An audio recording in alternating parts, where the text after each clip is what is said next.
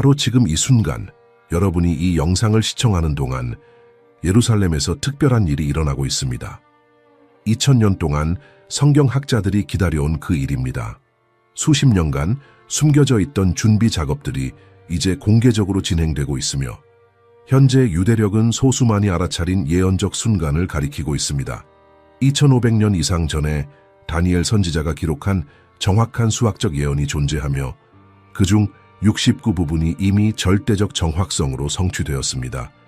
마지막 한 주만 남아 있습니다. 그리고 모든 징조는 이 마지막 주가 우리가 상상하는 것보다 더 가까이 있을 수 있음을 나타냅니다. 하나님께서 여러분에게 인류 역사상 가장 중요한 사건들의 정확한 달력을 주셨다고 상상해 보십시오. 막연하거나 상징적인 달력이 아니라 메시아가 언제 오실지, 언제 거부당하실지, 그리고 영원한 왕국이 세워지기 전 인류 역사의 마지막 7년이 언제 시작될지를 밝혀줄 정확한 수학적 타임라인입니다. 불가능해 보이지 않나요? 그러나 이것이 바로 다니엘서 9장 24절부터 27절까지에서 우리가 발견하는 것입니다. 다니엘은 바빌론에 있었고 끝나가던 70년 포로 생활에 관한 예레미야의 예언들을 연구하고 있었습니다. 그는 성경에 기록된 가장 강렬한 기도 중 하나를 드리며 이스라엘의 죄를 고백하고 예루살렘의 회복을 간구했습니다. 바로 그 순간 천사 가브리엘이 1000년을 넘어설 메시지를 가지고 나타났습니다. 가브리엘은 다니엘에게 70일에가 그의 백성과 거룩한 성을 위해 정해졌다고 말했습니다. 그러나 이것들은 7일의 보통 주가 아니었습니다. 성경 예언에서 특히 다니엘의 환상에서 각 날은 1년을 나타냅니다. 이는 70일에가 490 예언적 연수와 같다는 것을 의미합니다. 이제 주목하십시오. 여기서 하나님의 수학적 정확성이 여러분을 놀라게 할 것입니다. 가브리엘은 이 70일에를 3개의 뚜렷한 기간으로 나누었습니다. 첫째, 7일에, 즉 49년 동안 고난의 시기에 예루살렘을 재건하는 것입니다. 그 다음 62일에, 즉 434년 후에 메시아 왕이 오시는 것입니다. 그리고 마지막으로 7년의 마지막 한 일회입니다. 이 예언적 시계의 출발점은 절대적 명확성으로 확립되었습니다. 예루살렘을 재건하라는 칙령입니다. 역사가들은 이 칙령을 페르시아 왕 아닥사스다가 그의 통치 20년째에 내린 것으로 확인했으며 이는 기원전 445년에 해당합니다. 그 순간부터 신성한 시계가 계산을 시작했습니다. 7일에 즉 49년은 큰 반대 속에서도 성벽과 거리가 있는 예루살렘 재건이 완료될 때까지 정확히 걸렸습니다. 그러나 일정은 거기서 멈추지 않았습니다. 다음 62일에를 처음 7일에와 합하면 69일에, 즉 483년이 됩니다. 그리고 여기 학자들을 신성한 정확성 앞에 무릎 꿇게 만드는 세부 사항이 있습니다. 기원전 445년을 취하여 1년에 360일의 예언적 달력을 사용하여 483년을 더하면 정확히 기원 후 33년에 도달합니다. 더 구체적으로 예수 그리스도께서 나귀 새끼를 타고 예루살렘에 입성하여 왕으로 환영받으시고 며칠 후 십자가에 못 박히신 6월절에 도달합니다. 다니엘서 9장 26절은 62일의 후에 메시아가 끊어져 제거될 것이나 자기를 위하여 아니라고 기록합니다. 예수님은 정확히 예정된 시간에 십자가에 못 박히셨습니다. 그러나 중요한 것을 주목하십시오. 예언은 총 70일에를 말하지만 십자가 처형까지 69일에만 성취되었습니다. 70째 일에는 어떻게 되었습니까? 마지막 7년은 어디에 있습니까? 여기 여러 세대의 학자들을 혼란스럽게 한 신비가 있습니다. 69째 일회와 70째 일회 사이에 멈춤이 있습니다. 예언적 시간의 간격입니다. 그리고 이 간격은 예언의 오류나 실패가 아닙니다. 이것은 우리가 지금 살고 있는 기간입니다. 교회시대 다니엘이 보지 못했던 시간입니다. 왜냐하면 그는 특별히 민족으로서의 이스라엘의 운명에 초점을 맞추고 있었기 때문입니다. 이것을 메시아의 거부 직후 정확히 멈춘 신성한 시계로 생각하십시오. 그리고 마지막 줄을 재개할 정확한 순간을 기다리고 있습니다. 그러나 왜 이런 멈춤이 있습니까? 왜 하나님께서 예언적 일정을 중단하셨습니까? 답은 이스라엘의 그리스도 거부 그 자체에 있습니다. 민족이 그들의 메시아를 거부했을 때 하나님께서는 일시적으로 새로운 것을 형성하는 데 초점을 돌리셨습니다. 예수를 믿는 유대인과 이방인으로 구성된 교회입니다. 마치 하나님께서 전 세계가 구원을 알 기회를 주시기 위해 이스라엘 역사의 예언적 과로를 여신 것과 같습니다. 그리고 이 70째 일에 이 마지막 7년은 그것들은 아직 올 것입니다. 다니엘은 이 마지막 주를 한 지도자가 한 일해 동안 많은 사람과 언약을 확정하는 기간으로 묘사합니다. 이 주의 중간에 그는 언약을 깨고 제사를 중단시키고 황폐케 하는 가증한 것을 가져올 것입니다. 이 기간은 대환난으로 알려져 있으며 그리스도께서 지상에 1000년 왕국을 세우시기 전 마지막 7년입니다. 시계는 거의 2000년 동안 69일의 표시에서 멈춰 있습니다. 그러나 마지막 주는 취소되지 않았습니다. 그것은 단지 시작할 완벽한 신성한 순간을 기다리고 있을 뿐입니다. 그리고 그것이 시작되면 되돌릴 수 없습니다. 다니엘, 요한계시록의 요한, 그리고 복음서의 예수님께서 인상적인 세부 사항으로 묘사하신 사건들의 가속화된 예언 성취의 7년이 될 것입니다. 그러나 여기 여러분을 화면에 더 가까이 기울게 할 내용이 있습니다. 지금 예루살렘에서 일어나고 있는 일, 진행되고 있는 준비들, 우리가 살고 있는 유대력, 이 모든 것이 특별한 것을 가리킵니다. 왜냐하면 이 마지막 주가 시작되려면 특정 조건들이 준비되어 있어야 하기 때문입니다. 그리고 이러한 조건들이 친구여 이전 어떤 세대도 목격하지 못한 방식으로 정렬되고 있습니다. 유대 민족이 우리와 완전히 다른 달력으로 살고 있다는 것을 알고 계셨습니까? 우리가 그레고리력으로 2026년에 있는 동안 유대력은 랍비 전통에 따르면 천지창조 이후 5785년을 표시합니다. 그리고 여기 대부분의 사람들이 알아차리지 못하는 것이 있습니다. 이것은 유대 주기에서 그저 평범한 해가 아닙니다. 안식년입니다. 쉐미타년입니다. 7년마다 레위기 25장에 기록된 모세의 율법에 따라 이스라엘 땅은 쉬어야 했습니다. 심지도 않고 수확하지도 않습니다. 하나님의 공급을 신뢰하고 그분의 주권을 묵상하는 데 전념하는 1년 전체입니다. 안식년들은 항상 이스라엘 역사에서 깊은 영적 무게를 지녔습니다. 큰 변화들이 안식년에 일어났습니다. 그리고 우리는 지금 그중 하나에 있습니다. 그러나 더 있습니다. 우리는 특별히 유대력의 10번째 달인 테벳월에 있습니다. 그리고 테벳은 평범한 달이 아닙니다. 그것은 포위 압박 이스라엘 역사의 결정적 순간들로 표시된 달입니다. 테벳 10일의 바빌론 왕 느부갓네살이 결국 제1성전의 파괴로 이어질 예루살렘 포위를 시작했습니다. 선지자 에스겔은 에스겔서 24장 2절에서 이 정확한 순간을 기록합니다. 인자야 너는 이날 곧 오늘 날짜를 기록하라. 바빌론 왕이 바로 오늘 예루살렘에 다가왔느니라. 테벳은 하나님께서 우리가 보기를 요청하시는 달입니다. 그분께서 무엇을 하고 계신지 지각하기를, 그것은 예언적 시야의 달, 예리한 영적 분별의 달입니다.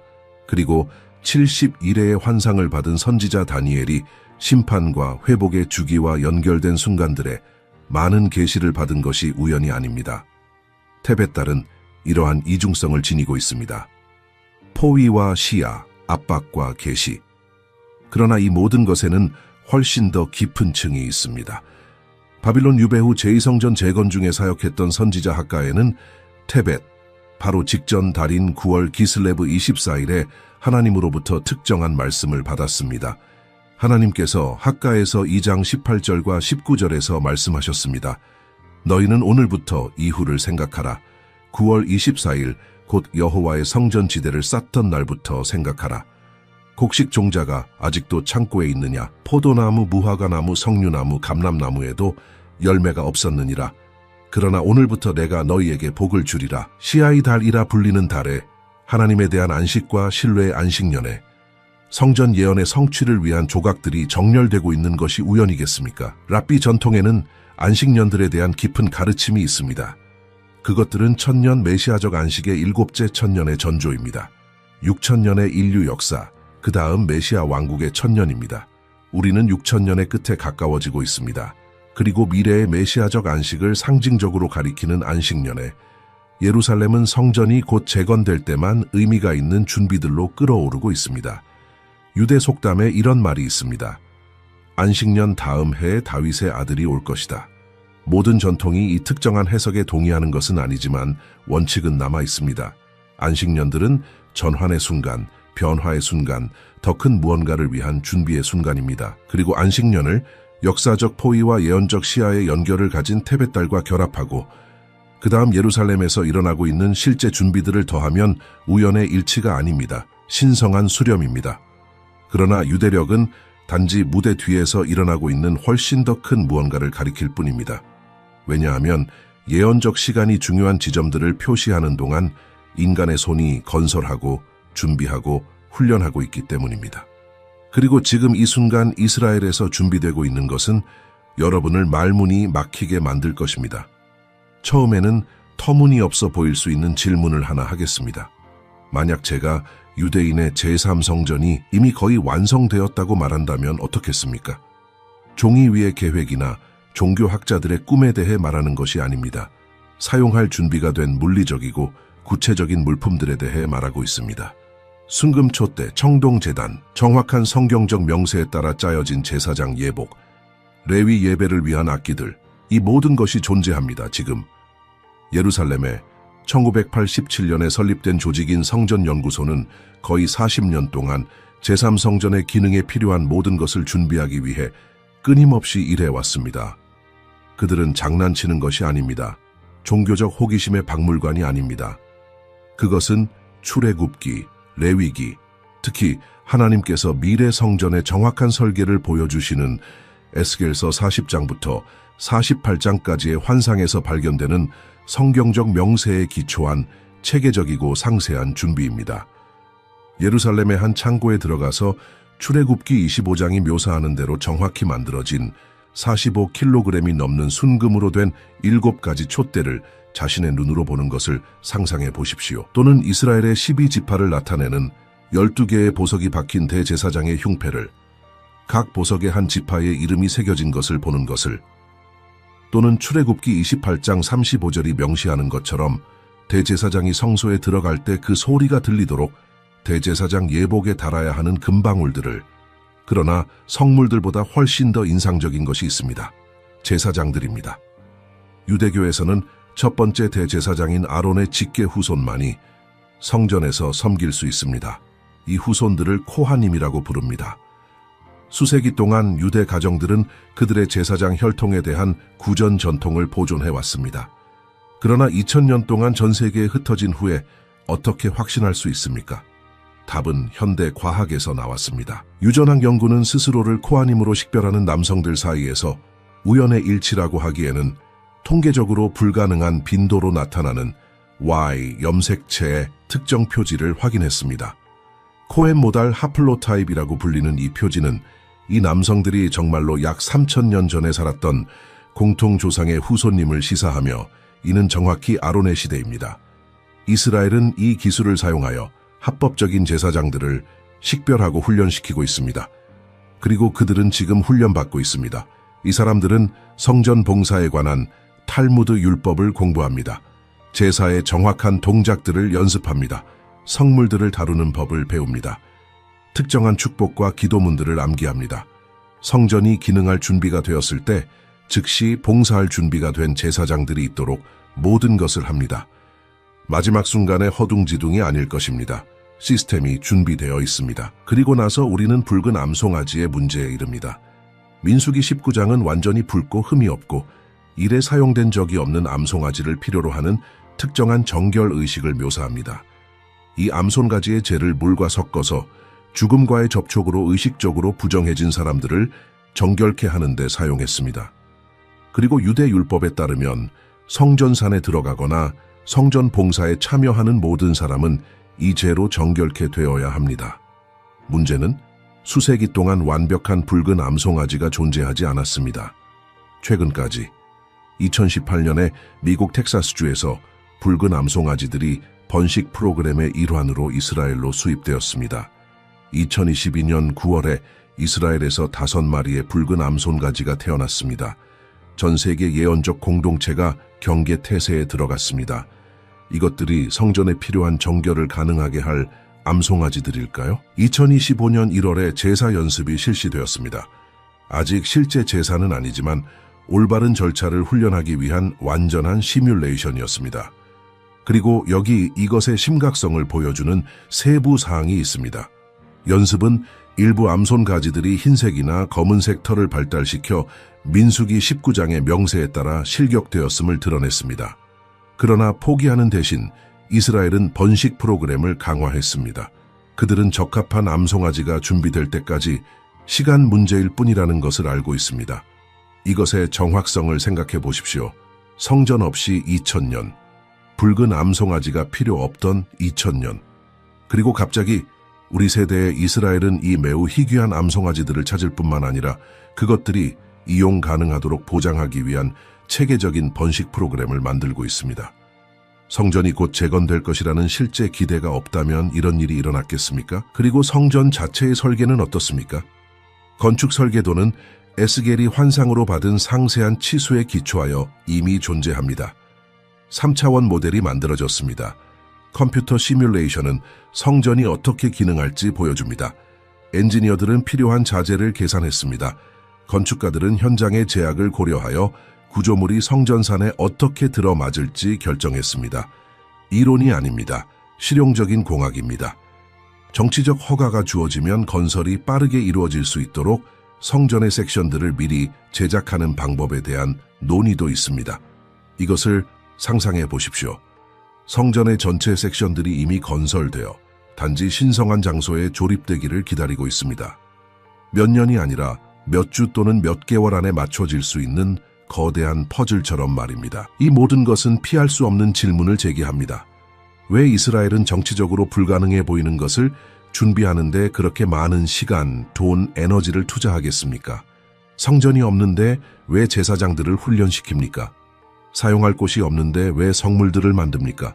수행할 의식이 없는데 왜 매우 희귀한 붉은 암송아지를 찾습니까? 유일한 논리적 답은 그들이 무언가를 알고 있습니다. 그들이 무언가를 느낍니다. 그들은 정치적 불가능성이 곧 바뀔 것임을 지각합니다. 왜냐하면 여기 많은 사람들이 무시하는 현실이 있습니다. 제3성전에 대한 가장 큰 장애물은 결코 기술적이거나 종교적인 것이 아니었습니다. 그것은 항상 정치적이었습니다. 그리고 성전산의 정치는 불과 10년 전만 해도 아무도 가능하다고 상상하지 못했던 방식으로 변화하고 있습니다. 지상의 다른 어떤 곳과도 같지 않게 종교적, 정치적, 예언적 긴장의 진원지인 장소가 있습니다. 전쟁을 촉발하거나 평화를 가져올 힘을 가진 단지 14헥타르의 공간입니다. 유대인들이 성전산이라고 부르고 무슬림들이 하람 알샤리프라고 부르는 장소입니다. 그리고 지금 이 순간 대부분의 사람들이 알아차리지 못하는 미묘하지만 매우 중요한 변화들이 거기서 일어나고 있습니다.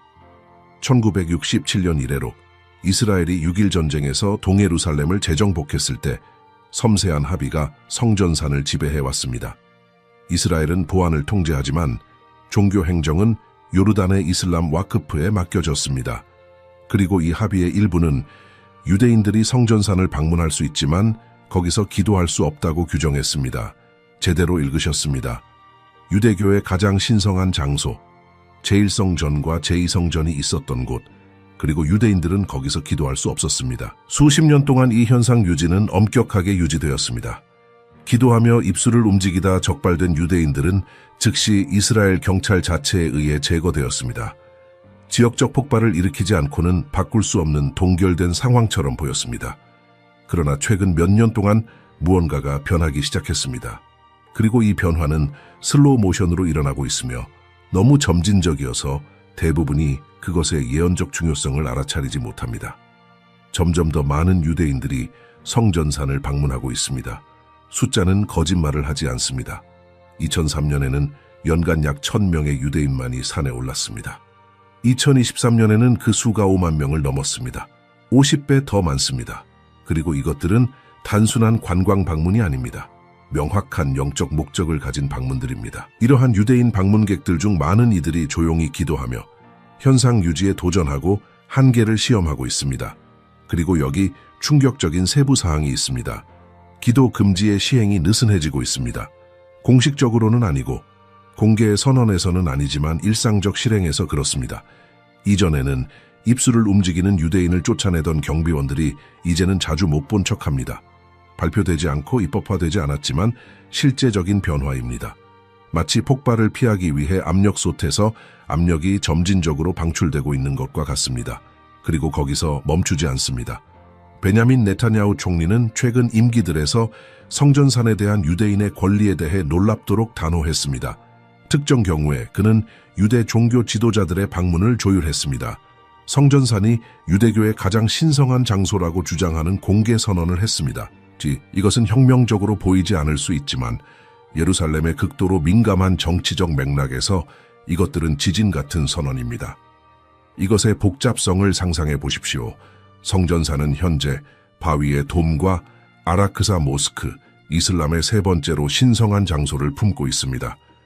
거기서의 현상 유지에 대한 어떤 변화도 아랍 세계에 의해 용납할 수 없는 도발로 간주됩니다.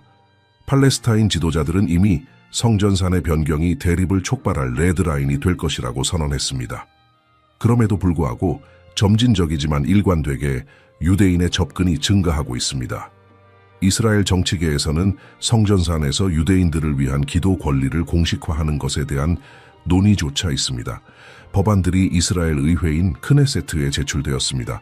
아직 통과된 것은 없지만 그것들이 공개적으로 논의되고 있다는 단순한 사실이 사고방식의 변화를 보여줍니다. 20년 전에는 생각할 수 없었던 것이 지금 공개적으로 토론되고 있습니다.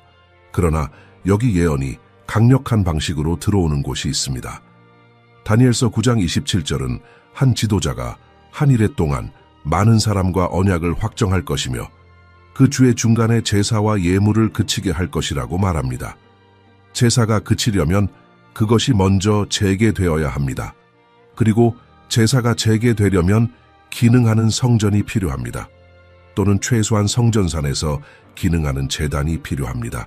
이제 점들을 연결해 보십시오. 성전을 위한 완전한 준비, 훈련된 제사장들, 준비된 성물들, 사육되고 있는 붉은 암송아지들, 그리고 동시에 성전산에 대한 유대인 접근이 증가하고 있습니다. 유대인 기도가 용인되고 있습니다. 종교적 권리에 대한 정치적 논의가 더 개방적이 되고 있습니다. 패턴이 보이십니까? 정치적으로 절대 불가능해 보였던 것이 점진적으로 가능해지고 있습니다. 그리고 즉각적인 지역 전쟁을 일으키지 않고 이것이 일어나는 유일한 방법은 어떤 종류의 합의를 통하는 것입니다. 언약입니다. 관련된 모든 당사자들에게 권리를 보장하는 협상입니다. 유대인들은 성전에 대한 권리를 얻습니다. 무슬림들은 그들의 모스크를 유지합니다. 어떤 건축적이거나 영토적 해결책이 발견됩니다. 익숙하게 들리십니까?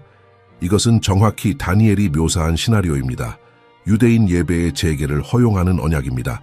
그리고 이 언약은 예언에 따르면 한 일에 7년 동안 체결될 것입니다. 이 기간의 절반, 3년 반은 상대적 평화의 시기일 것입니다. 그 후 배신과 가증한 것이 옵니다. 이제 현재의 지정학적 분위기를 생각해 보십시오. 2020년에 시작된 아브라함 협정은 이스라엘과 여러 아랍 국가들 사이의 관계를 정상화했습니다. 10년 전에는 불가능해 보였던 일이 일어났습니다. 그것이 가능했다면 왜 성전산에 대한 합의가 불가능하겠습니까? 특히 평화를 모두에게 약속하는 카리스마 있고 능숙하며 강력한 지도자가 등장한다면 말입니다. 성전산의 변화는 단지 정치적인 것이 아닙니다. 그것은 예언적입니다. 조각들이 움직이고 있습니다. 극복할 수 없다고 여겨졌던 장애물들이 부드럽게 제거되고 있습니다. 불가능성이 가능성이 되고 있습니다.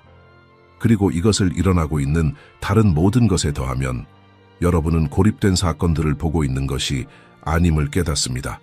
순전히 인간적 설명을 거부하는 조율된 수렴을 보고 있는 것입니다. 성경 예언의 시대의 징조들이라고 불리는 매혹적인 개념이 있습니다. 예수님께서는 마태복음 16장에서 바리새인들을 책망하셨습니다. 왜냐하면 그들은 하늘을 보며 날씨를 예측할 수 있었지만 주변의 예언적 징조들을 분별할 수 없었기 때문입니다. 그리고 여기 우리를 무릎 꿇게 해야 하는 것이 있습니다. 인류 역사상 결코 이렇게 많은 예언적 징조들이 지금 수렴하고 있는 것처럼 동시에 수렴한 적이 없습니다. 가장 명백하고 불가능한 징조부터 시작하겠습니다. 민족으로서의 이스라엘입니다. 거의 2000년 동안 기원 후 70년 로마에 의한 예루살렘 파괴 이후 유대인들은 전 세계에 흩어져 있었습니다.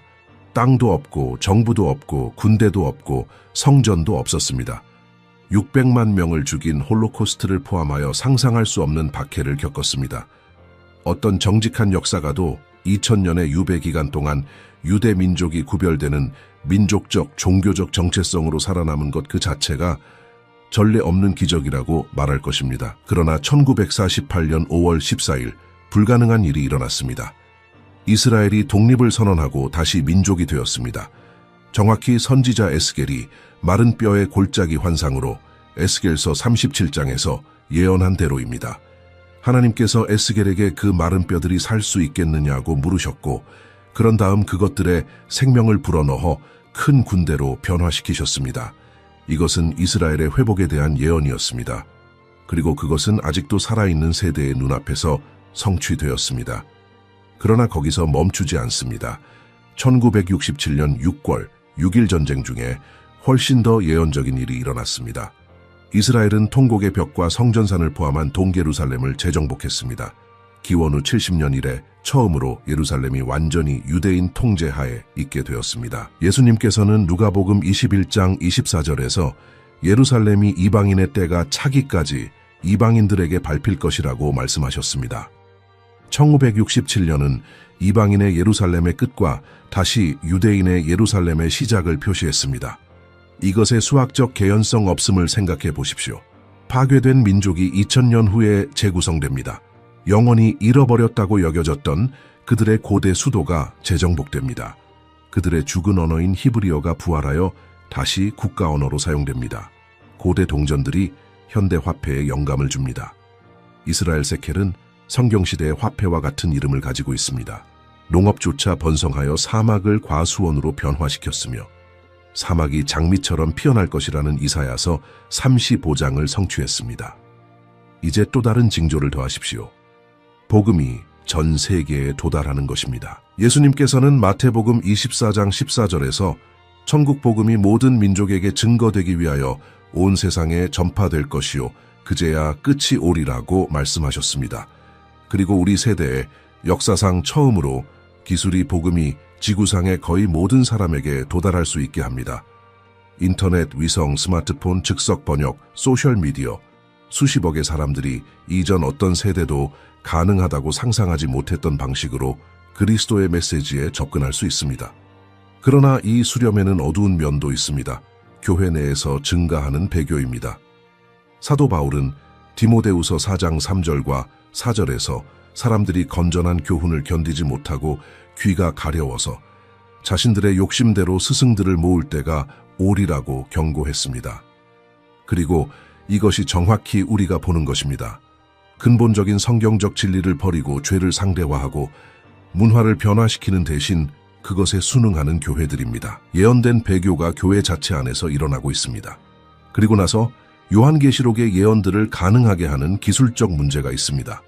요한은 요한계시록 13장에서 오른손이나 이마의 표를 받지 않고는 아무도 사거나 팔 수 없는 시스템을 묘사했습니다. 수세기 동안 이것은 불가능한 환상처럼 보였습니다. 전 세계 인구를 경제적으로 어떻게 통제합니까? 그러나 오늘날 디지털 신분증, 중앙은행 디지털 화폐, 사회 신용 시스템, 생체 인식, 그리고 심지어 테스트되고 있는 이식 가능한 칩들과 함께 이러한 종류의 통제는 단지 가능할 뿐만 아니라 기술적으로 구현하기 쉽습니다. 더욱이 요한은 요한계시록 11장에서 두 증인이 예루살렘에서 죽고 그들의 시체가 3일반 동안 거리에 놓일 것이며 전 세계 사람들이 그들의 시체를 볼 것이라고 묘사했습니다. 위성 텔레비전과 인터넷 이전에 이것이 어떻게 가능했겠습니까? 이해할 수 없었습니다. 이제는 사소한 일입니다. 스마트폰을 가진 누구나 전 세계로 실시간 사건을 전송합니다. 자연의 징조들도 강화되고 있습니다. 예수님께서는 누가복음 21장 25절과 26절에서 해와 달과 별들의 징조가 있겠고 땅에서는 민족들이 바다와 파도의 으르렁거림으로 인한 혼란 속에서 괴로워할 것이며 사람들이 세상에 임할 일을 예상하며 무서움과 두려움으로 기절할 것이라고 말씀하셨습니다. 자연재해들이 빈도와 강도에서 증가하고 있습니다. 지진, 허리케인, 산불, 홍수, 기록들이 끊임없이 깨지고 있습니다. 그리고 전쟁들은 예수님께서는 마태복음 24장 6절에서 전쟁과 전쟁의 소문들을 언급하셨습니다. 전 세계적 지정학적 불안정은 명백합니다. 중동의 갈등들이 격화되고 있습니다. 초강 대국들 간의 긴장, 핵 위협이 국제 어휘로 돌아오고 있습니다. 세계 평화는 점점 더 취약하고 일시적으로 보입니다. 이제 이 모든 것을 합치십시오. 회복된 이스라엘, 유대인 통제 하에 예루살렘, 전 세계적 복음, 완전한 통제를 가능하게 하는 기술, 내부적 배교, 증가하는 자연재해, 확대되는 전쟁, 완료된 성전 준비, 열리고 있는 성전산, 그리고 이 모든 것이 같은 세대에서 일어나고 있습니다. 같은 10년 안에서, 같은 해들 안에서. 예수님께서는 마태복음 24장 32절과 33절에서 무화과 나무의 비유를 사용하셨습니다. 그분께서는 그 가지들이 연해지고 잎사귀를 내면 여름이 가까운 줄 안다고 말씀하셨습니다. 이와 같이 너희도 이 모든 것을 보거든 인자가 가까이 곧 문 앞에 이른 줄 알라. 무화과 나무는 예언에서 자주 이스라엘을 나타냅니다. 이스라엘은 1948년에 싹을 틔웠습니다. 잎이들이 자라고 있습니다. 열매들이 형성되고 있습니다. 그리고 예수님께서는 이 모든 일을 보는 세대가 모든 것이 이루어지기까지 결코 지나가지 아니하리라고 약속하셨습니다. 저는 날짜를 정하지 않습니다. 성경은 아무도 그 날과 그 시를 알지 못한다고 분명히 말합니다. 그러나 예수님께서는 또한 우리에게 깨어있고 시대를 분별하라고 명령하셨습니다. 그리고 우리 세대에서 예언적 징조들의 특별한 수렴을 볼 때 한 가지가 수정처럼 명확해집니다. 우리는 단지 예언 성취에 가까워지고 있는 것이 아닙니다. 우리는 그 안에서 살고 있습니다. 다니엘의 마지막 주가 시작하려고 합니다. 그리고 그것이 시작되면 그것을 촉발할 특정한 사건이 있을 것입니다. 우리는 이제 우리가 이야기한 모든 것 중 가장 중요한 지점에 도달합니다. 수렴하는 모든 징조들, 완료된 모든 준비들, 정렬되는 모든 예언적 시나리오, 이 모든 것이 다니엘의 마지막 주를 촉발할 특정한 사건을 가리킵니다. 그리고 이 사건은 다니엘서 9장 27절에서 외과적 정확성으로 묘사되어 있습니다. 그가 한 이래 동안 많은 사람들과 언약을 확정하리라. 그러나 그때 창의적인 해결책을 가진 지도자가 등장합니다. 아마도 성전산의 분할일 것입니다. 아마도 어떤 혁신적인 건축적 해결책일 것입니다. 아마도 모든 편을 위한 국제적 보호 보장일 것입니다. 정확한 세부 사항은 우리가 알지 못합니다. 그러나 우리는 7년 예언적 한 이래 동안 언약이 확정될 것임을 압니다. 그리고 처음 3년 반 동안 평화가 있을 것입니다.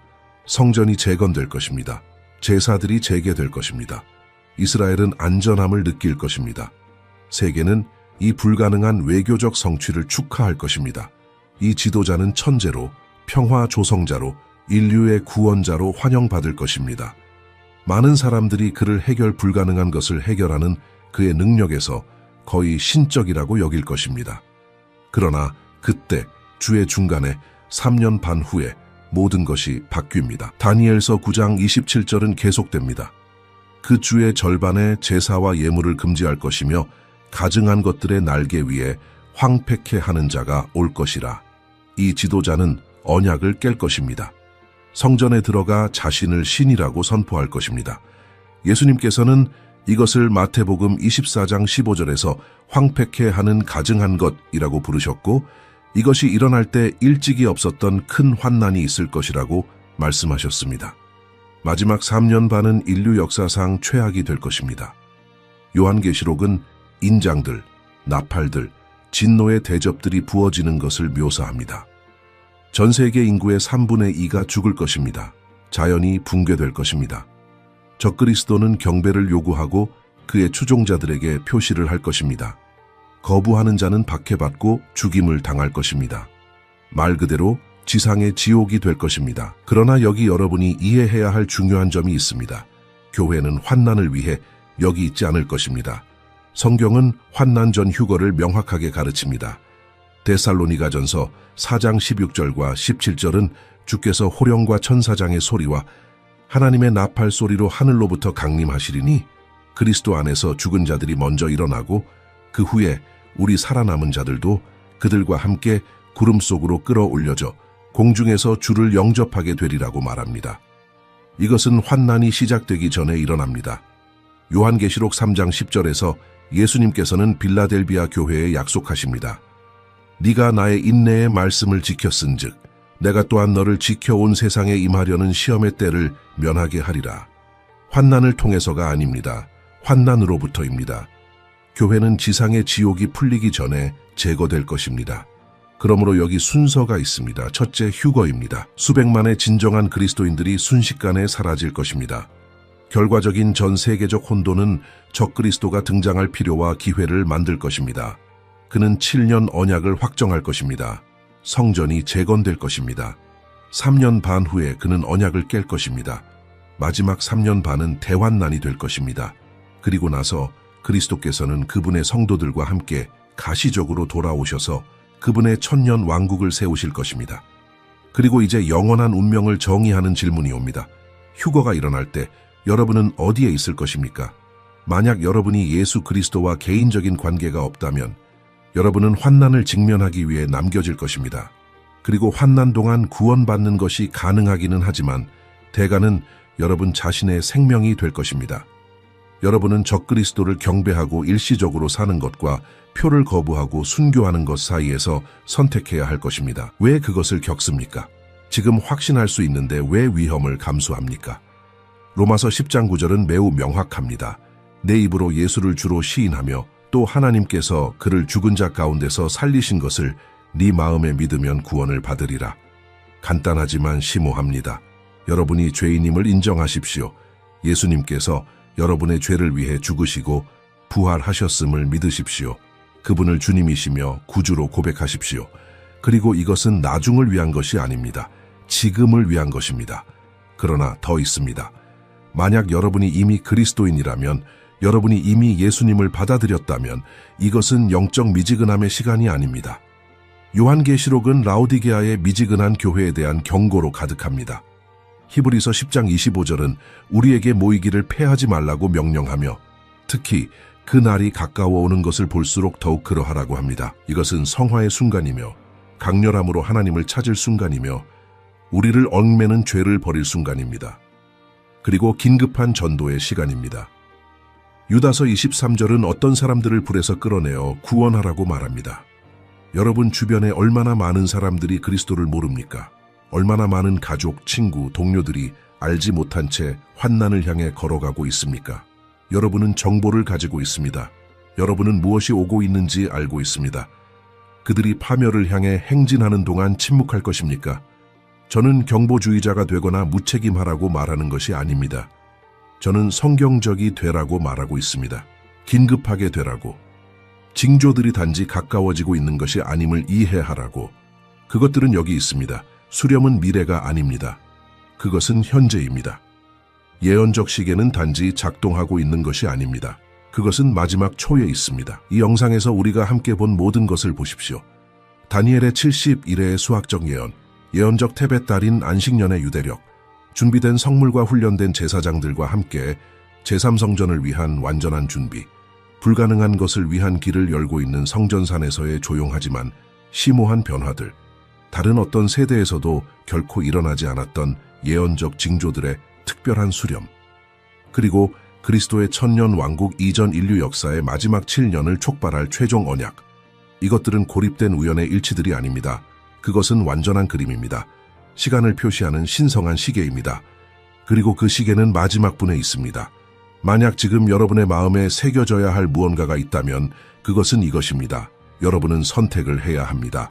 만약 여러분이 아직 예수 그리스도께 여러분의 삶을 드리지 않았다면 이것이 그 순간입니다. 내일이 아닙니다. 나중이 아닙니다. 지금입니다. 여러분이 구주가 필요함을 인정하십시오. 예수님께서 십자가에서 여러분의 죄를 위해 죽으시고 3일째 되는 날 부활하셨음을 믿으십시오. 그분을 여러분 삶의 주님으로 고백하십시오. 그리고 여러분이 이미 그리스도인이라면 식을 시간이 아닙니다. 더 강하게 타오를 시간입니다. 여러분이 용납해온 그 죄를 버리십시오. 거룩함을 추구하십시오. 열정적으로 기도하십시오. 말씀을 연구하십시오. 그리고 무엇보다도 시간이 있는 동안 복음을 나누십시오. 여러분의 가족들이 들어야 합니다. 여러분의 친구들이 알아야 합니다. 여러분의 동료들이 무엇이 오고 있는지 이해해야 합니다. 우리는 탈출구를 모른 채 환난을 향해 걸어가는 세대 앞에서 우리의 침묵에 대해 책임을 지게 될 것입니다. 그래서 저는 여러분에게 요청합니다. 만약 이 영상이 여러분의 마음을 감동시켰다면 이 정보를 혼자만 간직하지 마십시오. 여러분이 사랑하는 사람들과 공유하십시오. 이 채널을 구독하고 알림을 활성화하여 우리가 가져올 다음 예언적 콘텐츠를 놓치지 마십시오. 성경 예언과 마지막 때에 관한 우리의 완전한 재생 목록을 시청하십시오. 왜냐하면 여러분이 알아야 할 것이 훨씬 더 많기 때문입니다. 이 콘텐츠가 여러분에게 어떤 영향을 미쳤는지 댓글로 남겨주십시오. 이러한 징조들을 이해한 후 오늘 여러분은 어떤 결정을 내리고 있습니까? 이 영상이 여러분의 영적 삶에 어떤 성찰을 불러일으켰습니까? 우리가 이 여정에서 혼자가 아니기 때문에 대화와 상호덕을 쌓는 공간을 여기에 만들어 봅시다. 우리는 그리스도의 몸이며 몸은 깨어있고 준비되고 활동적이어야 합니다. 신부는 신랑과의 만남을 위해 준비되어 있어야 합니다. 마라나타, 오소서, 주 예수님, 그리고 하나님께서 여러분을 강력하게 축복하시고 그 영광스러운 날까지 지켜주시기를 바랍니다.